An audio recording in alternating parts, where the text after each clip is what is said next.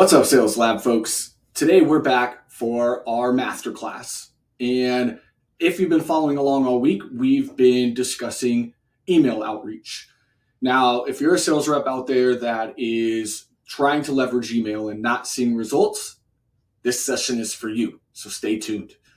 What we're talking about is the truth around email today. And what I want to do is share some things around crafting compelling messaging that will actually resonate with your prospect, that will generate responses and will move for people along in your sales funnel, because that's what we all want. Whether you're a sales leader tuning into this and trying to understand, how to craft better messaging, stay tuned.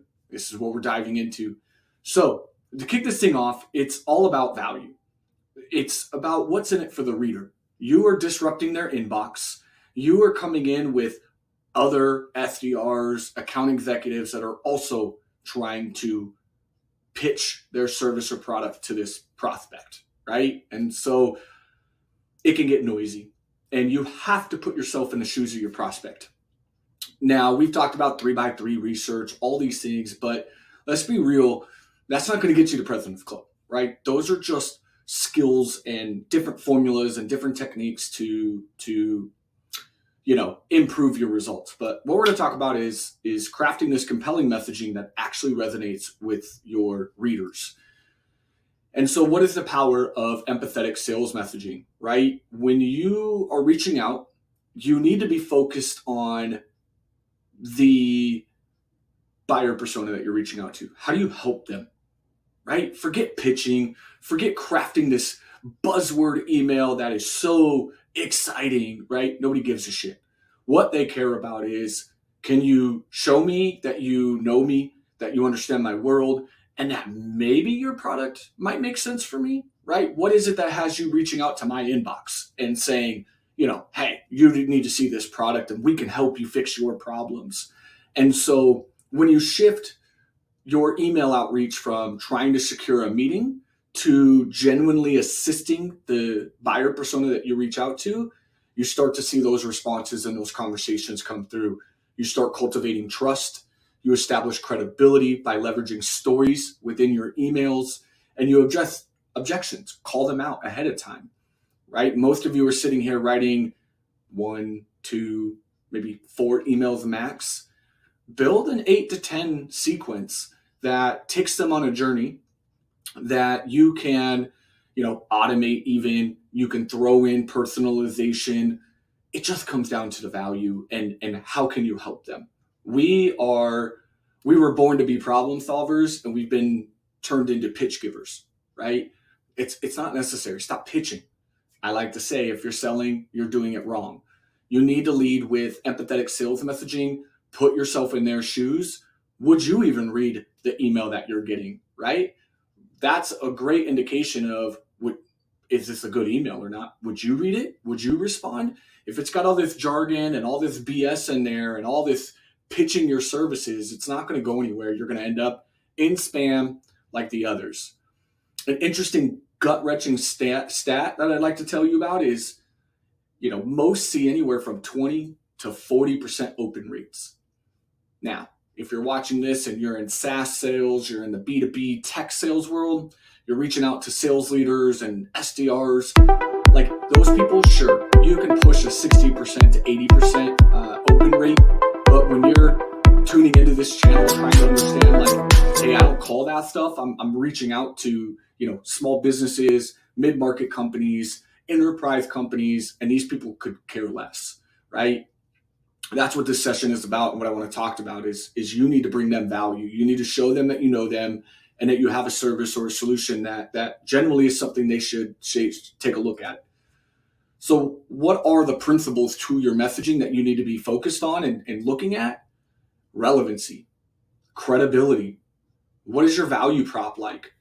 And personalization. That's all email comes down to, is those 4 things. What is the relevance? How do you tie that in? How do you understand the industry's challenges? Just because you're an SDR or an account executive selling a product, that's just your role. You need to be in love with your industry. Know it very well. Be ahead of them, right? People come to me in the sales space because I'm 10 steps ahead.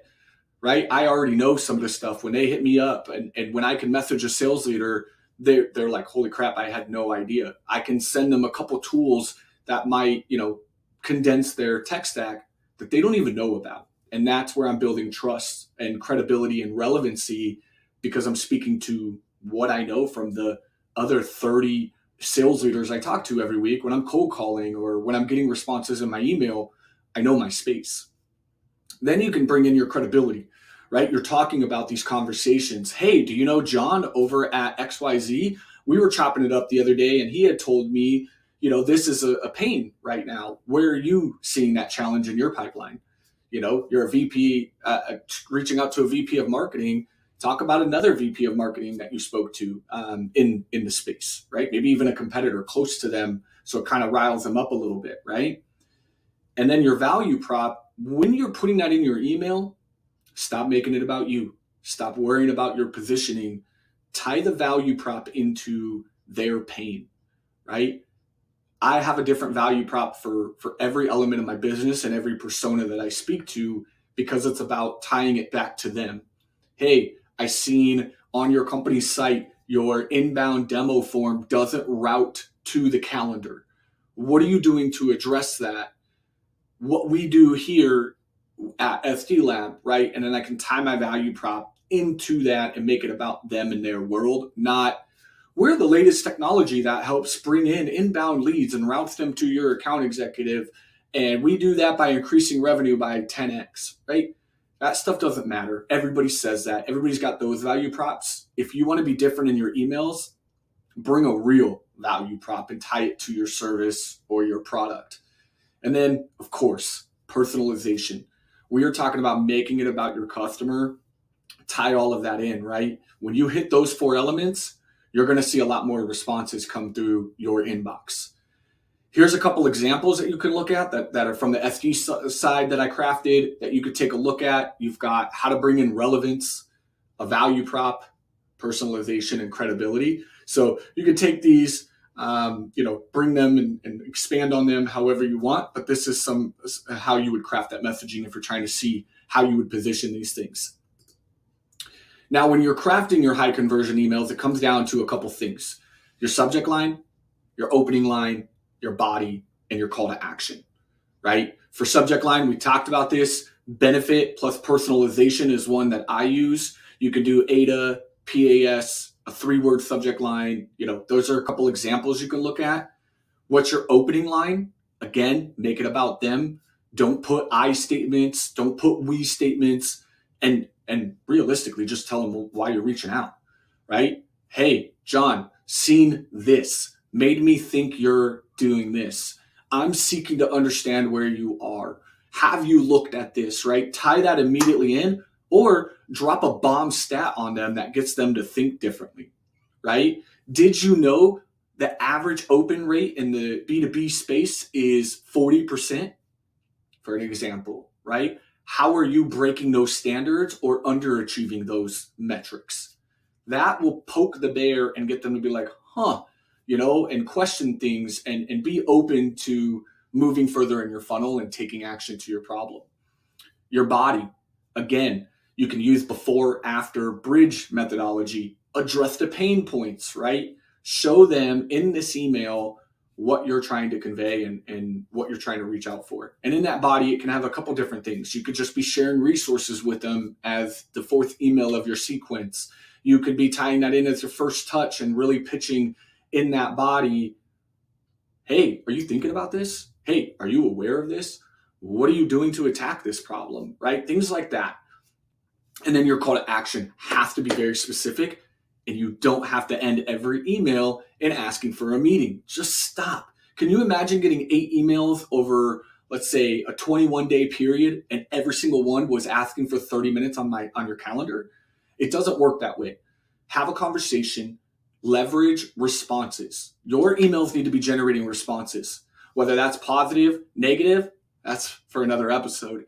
But what you want to do is at least be getting your pipeline moving. Get conversations. How many of you can raise your hands and aren't getting that right now, right? You're getting a 1% reply rate.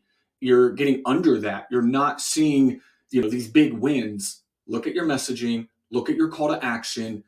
and take the burden off the prospect. Make it very easy. Ask a simple question. You got to remember what I said earlier. Put yourself in the buyers and the prospect's eyes, right?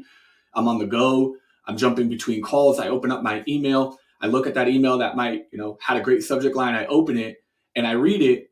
And the ask for us is, hey, so all this, blah, blah, blah. And it's a big ask. So when you want me to stop what I'm doing and reply this big notion back to you, it's not going to happen.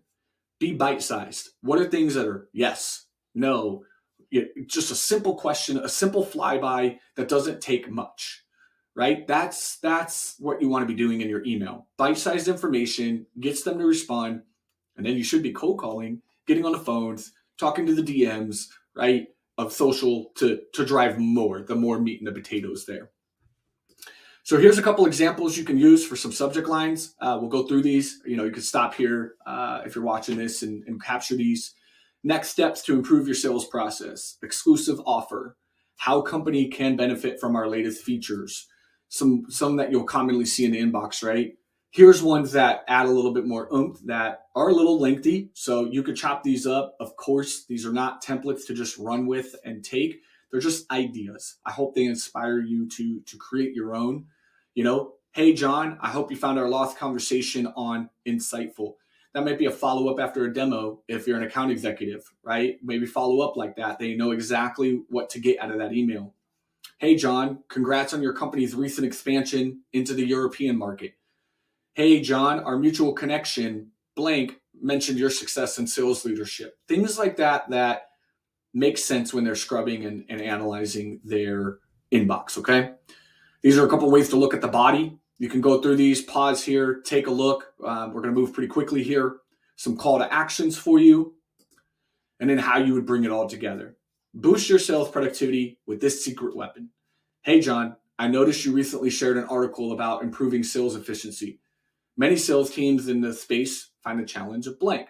Our clients see this. Are you available for a call? Right? Another example, right? So those are a couple of ways to look at this. Another framework that I like to use is the hero email. You can go through this, look at this. It's, personalized, insightful, helpful, and effortless. The top performers are using this framework. This is how they look at their messaging in the lens of, how do I help my prospect be the hero in their day-to-day? You got to remove yourself from this equation and know that you are solving a problem in a space, and believe in your product, believe in your service, and go talk to folks that really need it. What's a prospect? It's somebody who wants to solve the problem you solve for, right? So how do you get them to want to solve this problem? You show them how they can be the hero in their day-to-day. So it focuses on show me you know me. Shout out to Samantha McKenna for this one. Insight on what I'm facing. Give me something I can use today. Whether I work with your company or not, how can you help me? Maybe there's a tip that you've seen in this space that you can share. Ask what I can do for you. Make it effortless. How can I take the burden off of the prospect? Make it easy. How can I help you? So how would that look? Hey, John, saw that you blank. However many times I've heard, would love to share this case study where we were able to help XYZ do this without having to do this. Mind if I send your way? Right? Just trying to lift them up, show them how somebody prior to, similar to them has solved this problem. Mind if I send that over? Another thing is ask permission in your emails. Don't just throw that link out there and send it to 1,000 people, because you're going to burn your TAM. You're going to burn your email deliverability, right? That stuff isn't getting responses. So break it up. Hey, you mind if I get this back? Mind if I send this over to you? And then they can respond. Yes, no. And if they don't, give it like 2-3 days and then send it anyway. Hey, John, I'm going to send that over to you. I think it would be beneficial because of XYZ reasons. A few other directors in the space will be attending. Hope we can count you in, right? Super easy. So the example here, right? This is how I won a client. This is how I leveraged it. This was an email that got a response. So why this all works? The low risk CTA makes it easy for them to say yes, or at least engage in dialogue with you. The give that you're providing, the freebies that you're giving them can be implemented whether they sign with your company or not. Again, stop being selfish. Stop not responding to them if they're not going to book the meeting. You know, a lot of you are sitting there, you've gotten emails that says uninterested, unsubscribed, and you don't say anything. You move on. Acknowledge it, right? Acknowledge them just as if you would hope they would. If they weren't interested, they could at least send you a response versus ghosting you, right? And the insights make them think differently about a roadblock they may or may not already have. You're providing them insight. You know the space. You're talking to their persona, their fellow peers in the space every day. What do you know? What are they focused on? Learn that information. That's how you're going to get the President's Club. That's how you're going to succeed in this sales motion. That's how you're going to get responses in your email, is when you genuinely care about the space you're in. You look like an expert. You're emailing with purpose. You're not just throwing a template together and mass sending it to 500 people, hoping somebody books a meeting, right? You don't have to. You have to book 10 meetings, 20 meetings a month. You don't need to be emailing 10,000 people to get 20 meetings. Take it easy. Quality over quantity. Drive real relationships. Real focus on building relationships within your market and being a problem solver for them. So that's a couple things as to how to improve your email outreach. Again, we're talking about the human principle here. Help your prospect, understand their situation, make it personal, add value, nurture that relationship. That's it. Email doesn't have to be hard.